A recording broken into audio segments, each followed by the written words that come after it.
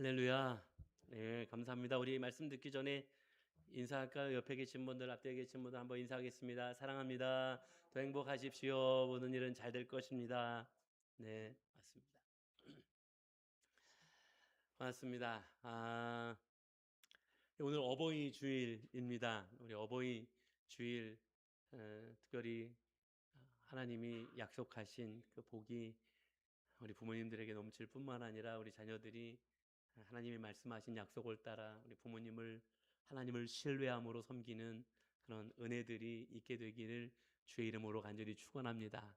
예, 사실 지난 주일에 이 가정에 대한 말씀, 어린이 주일, 어버이 주일, 뭐 가정에 대한 말씀을 한꺼번에 지난 주일에 사실은 다 나누었는데요. 그 지난 주일에 나눈 것으로 이 가정의 달 설교를 대신하는 걸로 그렇게 하려고 하고요. 오늘은 2026년 선교 이야기 나누는 오늘 첫 번째 시간으로 오는 토요일, 이제 이번 주 토요일이 되겠죠. 16일에 선교 역사 여행을 가는데 거기에 좀 맞추어서 말씀을 함께 나누며 또 그 도전을 우리 말씀을 통해서 함께 갖는 시간을 갖고자 합니다. 아까도 말씀드렸던 것처럼 가능하면 많은 분들이 함께 또 오늘 말씀 듣고 또 같이 이 선교 역사 여행에 함께 하실 수 있기를 좀 소망하고, 혹 그렇지 못하더라도 오늘 우리에게 주시는 말씀의 도전 속에서 우리에게 또 요청하시는 하나님의 뜻을 발견하는 또 은혜 있는 지혜 있는 우리 제작교회 가족들이 다 되실 수 있기를 주님의 이름으로 간절히 축원합니다. 먼저 오늘 말씀을 보면, 오늘 말씀은 예수님께서 이제 부활하신 후에 이제 제자들과 헤어지시는 장면이죠. 이제 하늘로 올라가시면서 승천하시기 직전에 제자들에게 마지막으로 남기셨던 말씀이 이제 오늘 본문의 말씀이 되겠습니다. 사람이 마지막으로 남기는 말에는 마음이 담겨 있기 마련입니다. 그렇죠? 부모가 자녀에게 남기는 마지막 말이 있다면 어떤 마지막 당부가 있겠지요. 혹은 스승이 제자에게 남기는, 제자들과 헤어지게 될 때 스승이 제자에게 남기는 마지막 부탁, 뭐 이런 것들이 있을 수 있겠지요. 어쩌면 이런 것들이 그 사람에게 가장 중요한, 또 중요하게 여기는 무엇인가를 남겨주게 돼 있는 그런 게 될 것입니다. 그렇다면 예수님은 마지막으로 제자들과 헤어지는 이 과정 속에서 마지막으로 부탁하거나 혹은 당부했던 혹은 명령하셨던 메시지가 무엇이었습니까? 오늘 본문의 말씀 보면 아주 심플하지요. 내 증인이 되리라. 너희는 가서 내 증인이 되어야 한다 라는 것으로 그 마지막 말씀을 다 하셨던 것을 오늘 보게 됩니다. 예수님이 마지막으로 제자들과 헤어지면서 너희는 가서 큰 건물을 하나씩 세워야 한다라고 말씀하시지 않으셨고요.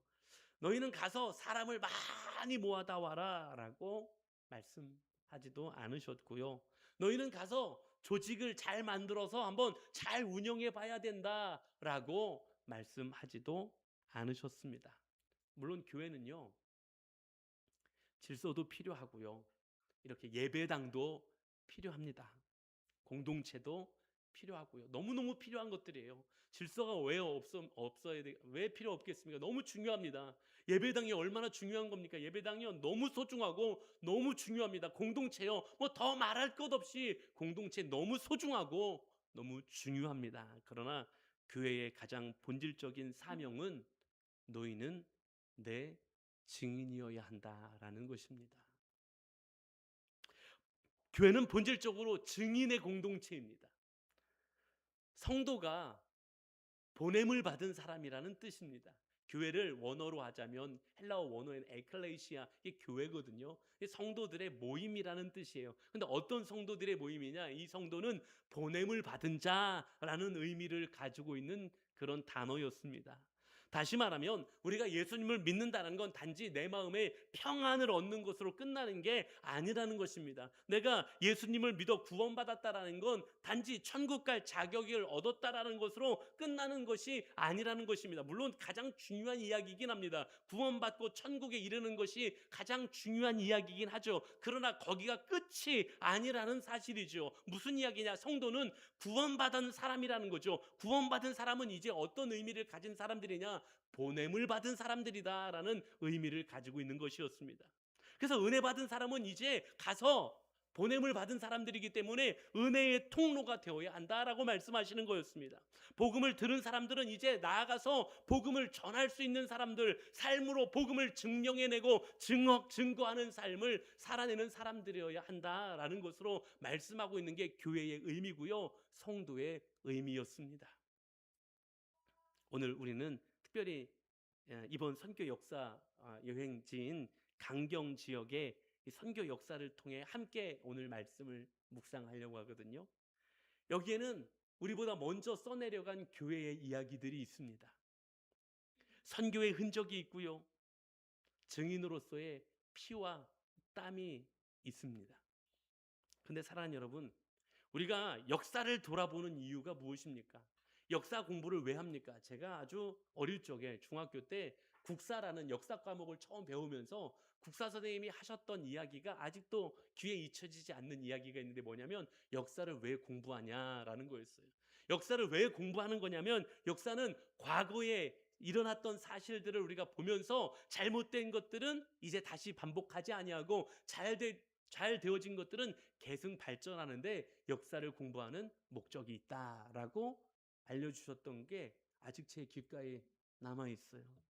우리가 이렇게 오늘 우리가 이 역사를 돌아보기로 했는데, 역사를 돌아보는 이유가 무엇이냐면 과거를 그저 추억하려고 돌아보는 게 아니라, 옛날에 이런 일도 있었구나, 참 귀한 역사가 있었네 하고 감탄하자고 하는 것이 아니라, 우리가 이 역사를 돌아보는 이유는 오늘 이제 지금 우리가 해야 될 일은 무엇인가를 발견하기 위해서라는 사실을 우린 기억해야 될 줄로 믿습니다.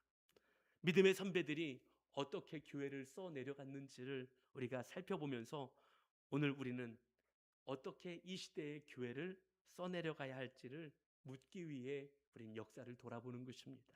오늘 말씀을 통해서 이와 같은 사실들을 깨달으면서 이 시대에 우리에게 요청하신 다시 써 내려가야 할 교회, 사실 제가 먼저 써 내려간 교회가 말씀 제목이고 오늘 선교 이야기의 주제인데, 부제가 있어요. 부제.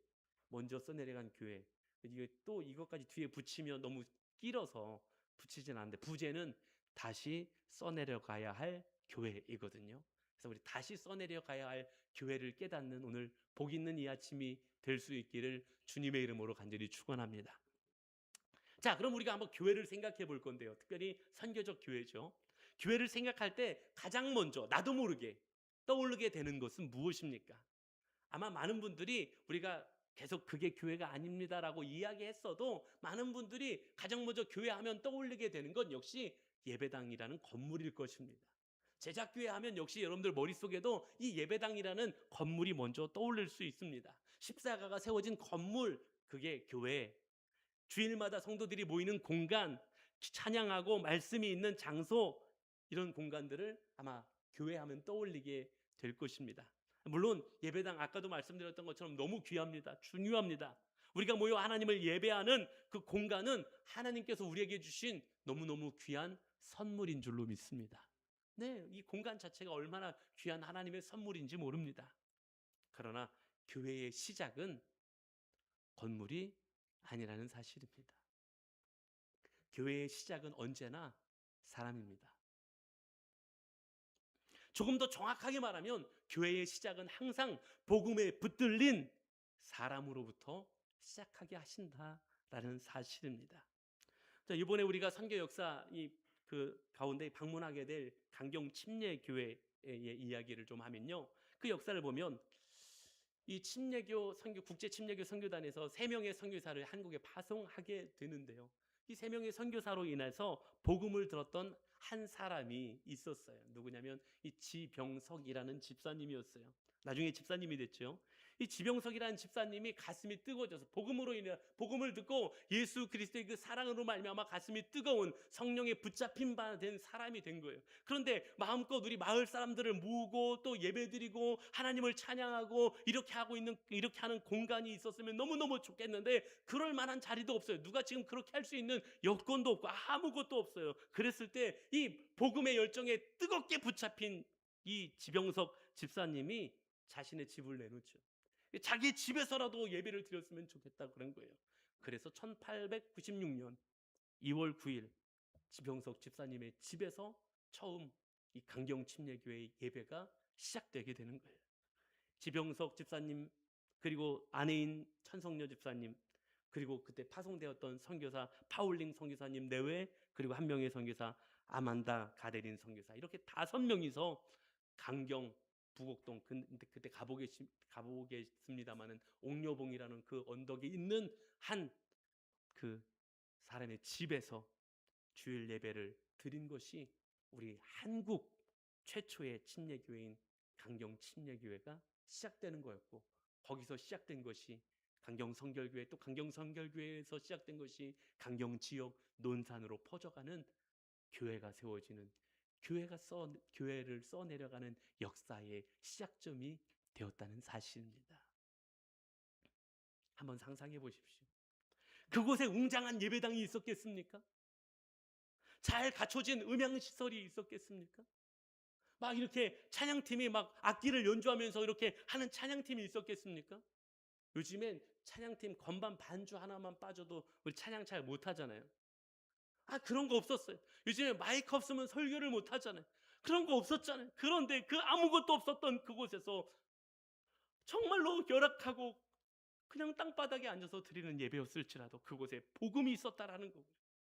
그것의 시작은 너무너무 작은 한 가정에서부터 시작된 것이었고, 복음을 들고 갔던 한 선교사에서부터 시작된 것이었고, 그곳에 복음이 자리 잡을 수 있었던 것이고, 예배가 있었던 것이고, 하나님을 향한 믿음이 있었던 것이었습니다. 그리고 그들 마음속에 이 땅에도 예수 그리스도의 복음이 필요하다라는 그 거룩한 열망이 있었기에 거기에 교회를 써 내려갈 수 있었다라는 사실입니다. 우리가 또 하나 방문하게 될 교회 강경 성결교회거든요. 그 영향을 받은 교회죠. 강경 성결교회는 그보다 조금 뒤에 이제 1918년 한 사람의 헌신으로 세워지거든요. 정달성 전도사님이 헌신해요. 예수 그리스도를 영접하고 그 가슴에 뜨거운 바, 붙잡힌 바 되어 교회를 세우게 돼요. 근데 어디서 해요? 뜨거움은 있는데 복음은 전하는데 건물은 없었지요. 그때 처음으로 초가집 2채를 빌려가지고 거기서 예배를 시작한 거예요. 그게 강경 성결교회였어요. 그건 물론 흔적도 잘 남아있지 않습니다만, 그러다가 토마스 선교사가 선교 사역을 감당하다가 그 왜 우리가 고린도 교회 이야기할 때 우리가 다 마지막으로 나누던 이야기가 어떤 이야기였죠? 사도 바울이 선교 헌금을 예루살렘 교회에 전달하는 그 장면을 우리가 이야기하고 있었지 않습니까? 존 토마스 선교사님이 그런 역할을 했던 거예요. 다른 나라에서부터 선교 헌금을 가져다가 이 정달성 전사님이 세워가고 있는 이 강경 성결 교회를 위해서 부지를 마련해 준 거예요. 그리고 1932년 지금 사진에 보이는 것과 같은, 초가집은 아니고 이제 기와죠. 기와로 만들어진 1932년 교회를, 예배당 건축을 하는 역사가 이어질 수 있었던 거예요. 이렇게 한 사람이 복음의 열정에 붙잡힌 바 되었을 때 건물이 없었어도 상관없었어요. 그 한 사람으로부터 교회의 역사는 써내려져 간다라는 사실입니다. 우리가 잘 아는 것처럼 사도행전 16장에 보면 사도 바울이 아시아로 복음을 전하러 가고자 했습니다. 그런데 꿈의 환상 가운데 하나님이 사도 바울에게 아시아로 가지 말고 유럽으로 갈 것을 말씀하고 계셨어요. 유럽으로 갈 준비가 하나도 되어 있지 않았습니다. 유럽으로 가서 누구를 어떻게 만나고 어떻게 복음을 전해야 될지 알 수 없었습니다. 그런데 하나님의 부르심을 따라 유럽으로 넘어갔지요. 그리고 그곳에서 하나님이 예비한 한 사람을 만나게 됩니다. 그 한 사람이 자기의 집을 열어 예배를 드릴 수 있게 하였고요, 복음을 받아들이고 그곳에 교회가 되게끔 했습니다. 그 여인의 이름은 루디아입니다. 그 루디아라는 인물로 인해서 유럽 선교의 출발점, 유럽 선교가 시작되게 되는 당시 대표적인 교회였던 빌립보 교회가 세워질 수 있었다라는 사실입니다. 그 한 여인의 헌신, 그리스도를 향한 그 열정, 복음의 열정에 붙잡힌 바 되었을 때 유럽 선교의 역사가 쓰여져 갈 수 있었다라는 사실이죠. 우리가 여기서 깨닫게 되는 게 있지 않습니까? 교회가 세워지는 건 어떤 건물이나 대단한 무엇인가가 있어서가 아닙니다. 때로는 작은 초가집일 수도 있고요. 때로는 그것조차 없을 수도 있습니다. 복음에 사로잡힌 사람, 그리고 그로 인해 복음을 경험한 사람들로 인해 교회가 써내려져 가고 교회가 시작된다라는 사실을 기억하실 수 있기를 주의 이름으로 간절히 축원합니다. 사랑하는 성도 여러분, 우린 때론 이렇게 생각하죠. 우리 교회가 조금 더 커지면 그때 이제 선교해야지. 개인적으로도 그래요. 우리가 좀 형편이 좀 나아지면, 내가 좀 형편이 나아지면 그때 좀 헌신 좀 해야지. 그때는 또 교회가 우리가 좀 사람이 좀 많아지면 그때 뭔가 좀 할 수 있겠지. 우리 재정이 좀 넉넉해지면 그때 선교적인 교회, 선교하는 교회가 좀 될 수 있겠지. 그런데 성경은요, 그리고 먼저 써내려간 이 교회의 이야기들은 전혀 다르게 우리에게 말씀을 전해주고 있습니다. 교회는 넉넉해서 시작된 게 아닙니다. 준비가 되어서 시작된 것도 아닙니다. 모든 조건이 완벽하게 갖추어진 다음 시작된 게 아닙니다. 복음에 붙들린 한 사람으로 인하여 교회를 써내려가고 계셨다라는 사실이에요.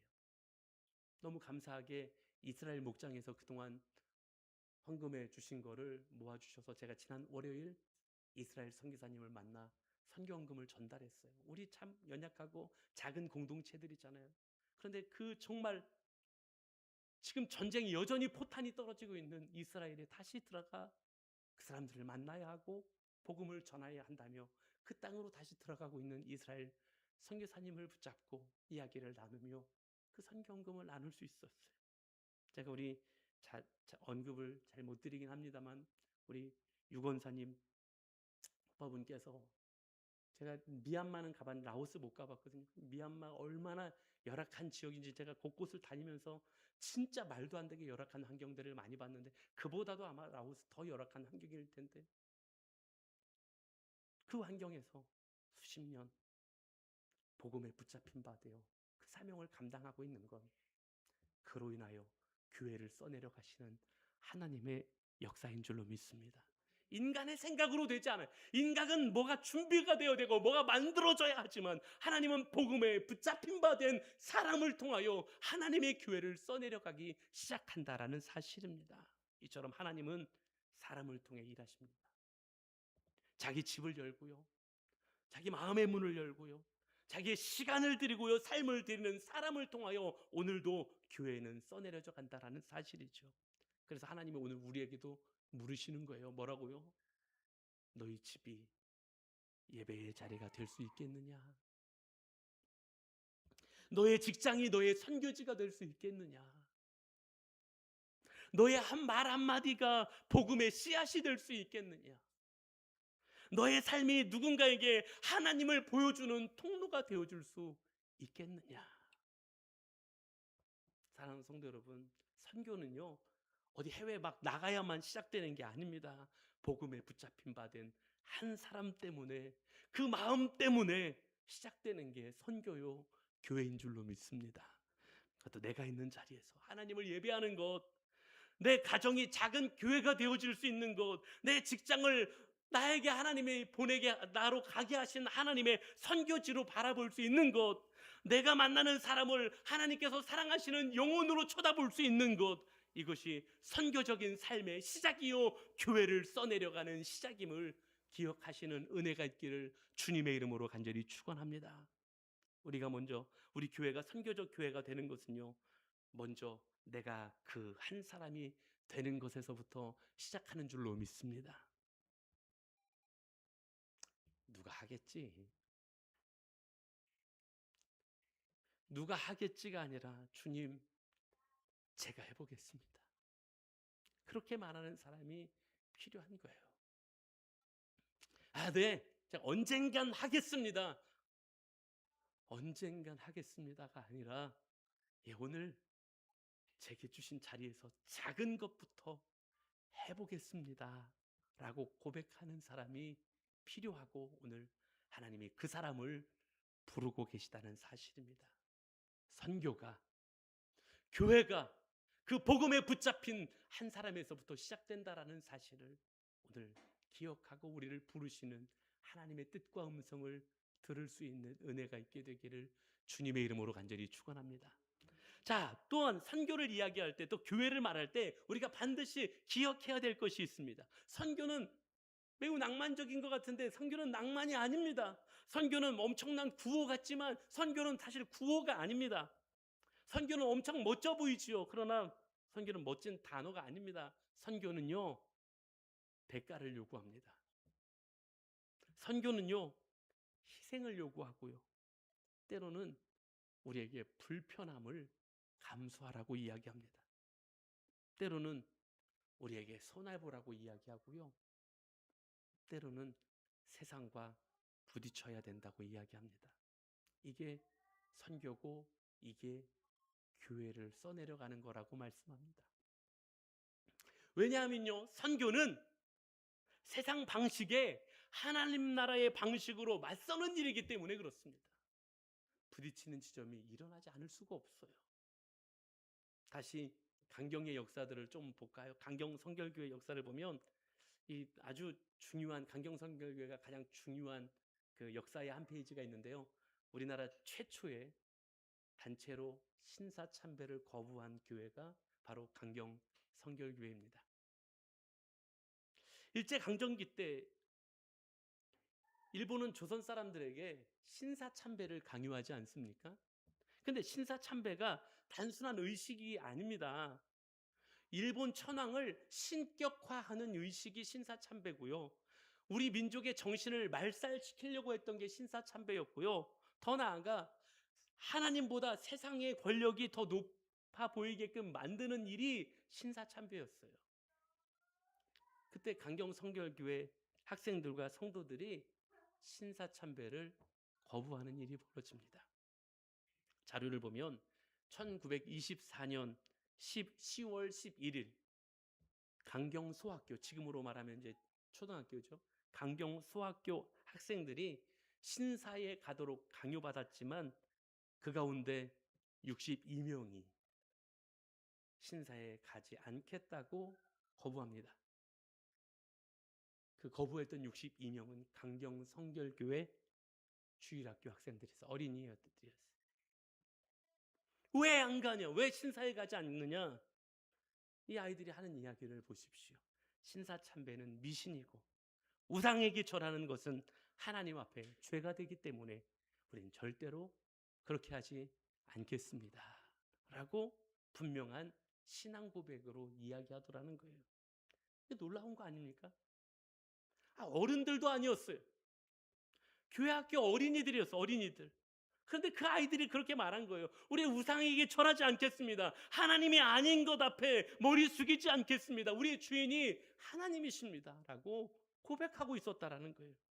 그 결과 대부분의 아이들이 퇴학 처분을 받게 됩니다. 그리고 그때 당시에 그 일을 주동했던 사람으로 몰렸던 선생님이 한 분 있는데 여선생님이었어요.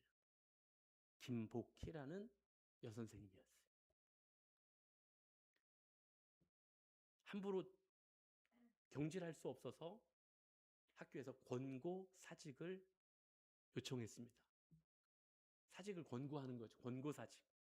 그랬더니 김복희 선생님이 했던 말이 이런 말이랍니다. 내가 면직이면 면직이지 왜 권고 사직이냐. 스스로 면직을 택했다고 합니다. 사랑하는 여러분, 신앙은 평안할 때 만들어가는 게 아닙니다. 때론 세상과 세상의 가치와 부딪히게 될 때가 있습니다. 그때 하나님 말씀에 순종하는 걸음을 하나님은 우리에게 요청하고 계시고 그 걸음이 교회를 세워가는 걸음이 되어지는 것입니다.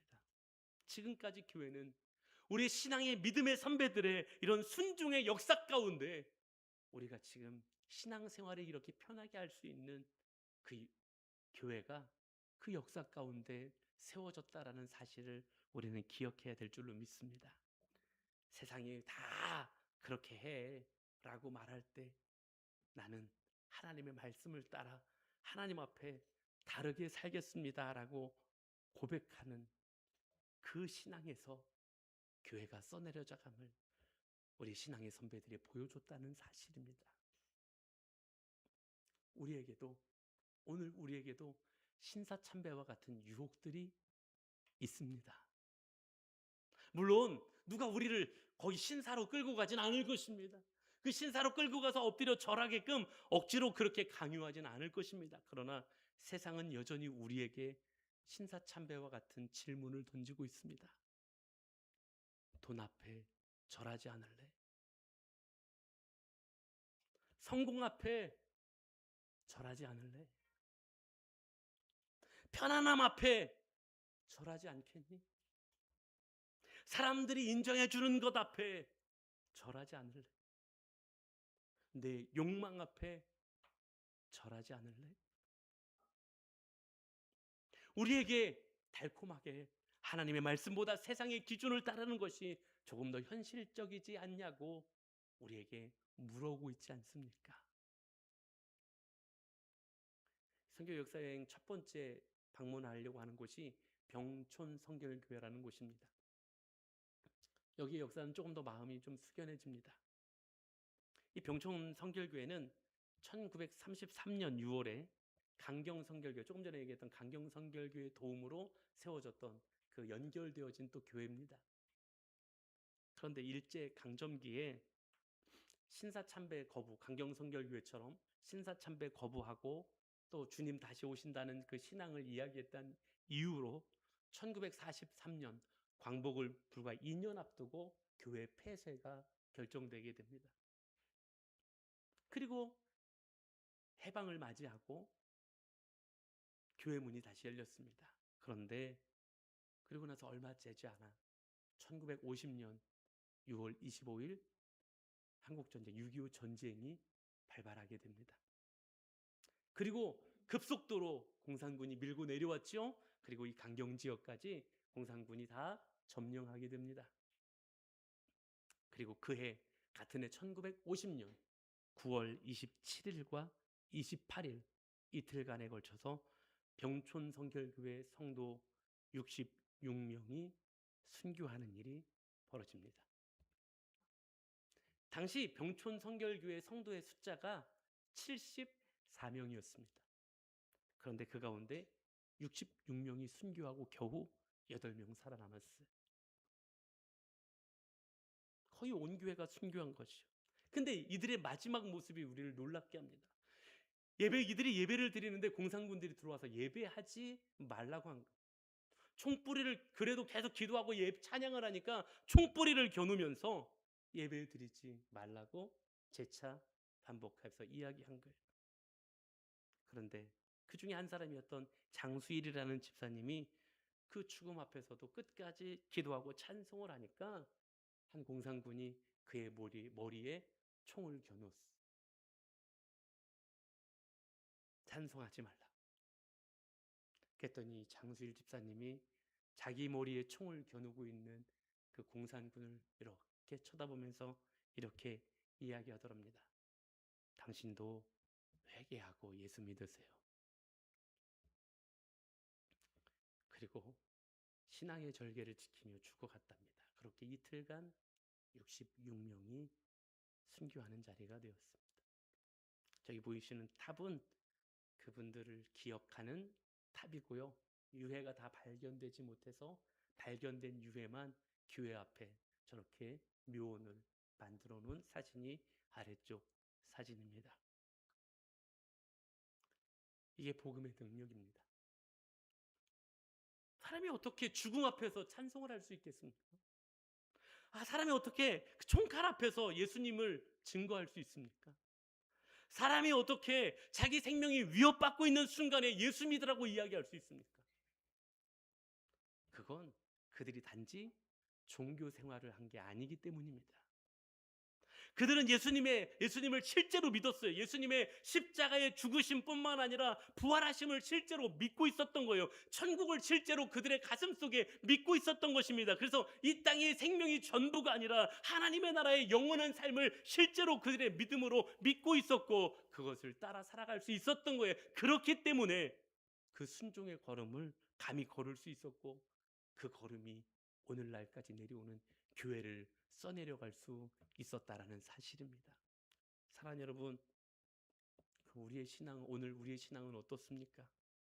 물론 우린 연약합니다. 총부리를 여기다 갖다 대는데 그러지 말고 당신도 회개하고 예수 믿으세요. 이렇게 하실 수 있는 분이 있으십니까? 전 말씀 준비하면서 좀 쫄리더라고요.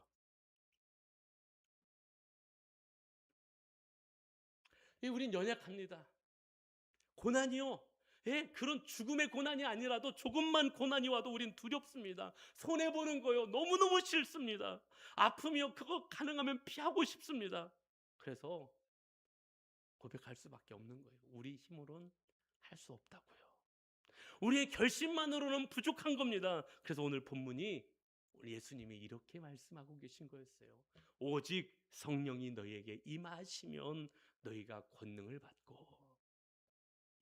증인의 삶을 살아가는 건 우리의 의지만으로는 할 수 없어요. 왜? 연약하잖아요. 우리 힘만으로는 안 됩니다. 담대한 신앙은 성격이 워낙 강력하고 담대한 사람이라 나오는 게 아닙니다. 순교자의 믿음은 애초부터 타고나는 용기가 아니라고. 용기 있어서 그렇게 할 수 있는 게 아니라는 것입니다. 어떻게 했을 때? 성령의 임재가 있었을 때에. 성령이 붙드시면 가능하다라는 거예요. 성령께서 우리 안에서 예수님을 실제로 믿게 하고 고백하게 할 때에 세상이 감당할 수 없는 그런 사람이 되어줄 수 있다라는 사실입니다. 그렇기 때문에 선교적 교회가 세워지는 것은 무엇보다 성령의 충만한 교회가 되어지는 것인 줄로 믿습니다. 선교적인 성도는 무엇보다 성령의 충만한 성도가 되어지는 거라는 사실이에요. 프로그램이 선교를 만드는 것 아닙니다. 전략이 선교를 만들어가요? 아닙니다. 그거 아닙니다. 예산이 선교의 본질입니까? 아니요. 아닙니다. 물론 선교하는데 프로그램이 굉장히 중요합니다. 전략이요. 선교하는데 매우 중요한 부분입니다. 전략적으로 선교해야 됩니다. 예산이요. 해보니까요. 선교하는데 물질 재정이요. 예산이요. 반드시 필요합니다. 그런데 본질은 성령이라는 사실입니다. 성령이 충만하다는 건 이제 내 것이 죽어지는 걸 의미합니다. 내 것은 죽어지고 하나님의 뜻과 하나님의 방법이 승리하는 삶을 오늘 내게 주어진 삶의 자리에서 살아내는 걸음이 성령 충만한 삶인 것입니다. 그 속에서 성령께서 하나님의 말씀에 순종하게 하시고 성령께서 죽어가는 영혼을 향한 눈물을 주시는 것이고요. 우리로 순종의 걸음을 오늘도 걸어가게 하시는 것, 성령이 우리를 붙들고 일하시는 성령의 역사인 줄로 믿습니다. 이렇게 오늘도 하나님은 교회를 세워가시는 거예요. 우리가 오늘도 하나님의 말씀 앞에 겸손히 서서 성령의 충만함과 또 그 인도하심 속에서 하나님의 말씀에 순종하며 나아갈 때 오늘 하나님은 이전의 역사 가운데서 그렇게 일하셨던 것처럼 오늘 우리를 통하여 다시 교회를 써 내려가실 줄로 믿습니다. 마지막 이야기 잠깐 하려고 하는데 선교를 그럼 교회를 세워가는 것을 우리는요 너무 멀리 생각할 때가 있어요. 어떻게 멀리 생각하냐고 이렇게 멀리 생각해요. 선교는 선교사님들이 하시는 거지. 교회는 교회를 세워가는 건 목사님들이나 사역자들이 하는 거지.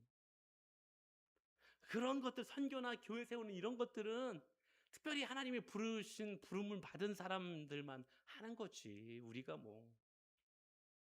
오늘 예수님이 제자들에게 마지막 하시는 이야기 보겠습니다. 예루살렘과 온 유대와 사마리아와 땅끝까지 이르러 내 증인이 되리라 하시니라. 여기 한번 순서를 살펴보십시오. 땅끝에서부터입니까? 아닙니다. 예루살렘에서부터입니다. 예루살렘은 어디입니까? 지금 제자들이 서 있는 자리가 예루살렘입니다. 그들이 살고 있던 도시가 바로 예루살렘입니다. 그들의 일상이 바로 예루살렘이라는 사실입니다. 오늘 우리에게 도전하시는 도전은 바로 이런 겁니다. 예루살렘에서부터, 너의 예루살렘에서부터, 바로 내가 서 있는 그 자리에서부터 시작하는 선교, 그 교회, 그것이 진짜 선교고 교회를 세워가는 것이라고 오늘 우리에게도 말씀하고 계시다는 사실입니다. 사랑하는 여러분, 어디가 우리 예루살렘입니까? 내 가정이 우리 예루살렘입니다. 내게 허락하신 직장이 내 예루살렘입니다. 내가 가게끔 하신 학교가 내 예루살렘입니다. 내가 맨날 만나는 사람들이 나에게 허락하신 예루살렘입니다. 나와 가장 자주 부딪히는 그 사람들, 그 관계가 바로 예루살렘입니다. 우리는 가끔 먼 곳의 영혼들은 사랑한다고 말하면서 가까운 사람들에게 무관심할 때가 있습니다. 해외 선교를 위해서는 기도하면서 가족의 구원을 위하여, 가족의 영혼을 위하여 눈물을 흘리지 않을 때가 있습니다. 큰 사명, 큰 사역을 꿈꾸면서 내게 주신 지금 그 자리에서의 작은 순종을 외면할 때가 있습니다. 그러나 선교적인 삶은요, 오늘 다시 교회를 세워가는 것은요, 지금 내게 허락하신 내가 서 있는 바로 이 자리에서부터 시작하는 것입니다. 내 가족에게 복음을 살아내는 것, 복음을 전하는 것도 맞지만 복음을 살아내는 거예요. 가족들이 나를 보면 복음을 느낄 수 있게끔 살아내는 거예요. 내 자녀에게 지난주에도 말씀드렸던 것처럼 믿음의 본을 보여줄 수 있는 것, 이게 예루살렘 살아내는 것입니다.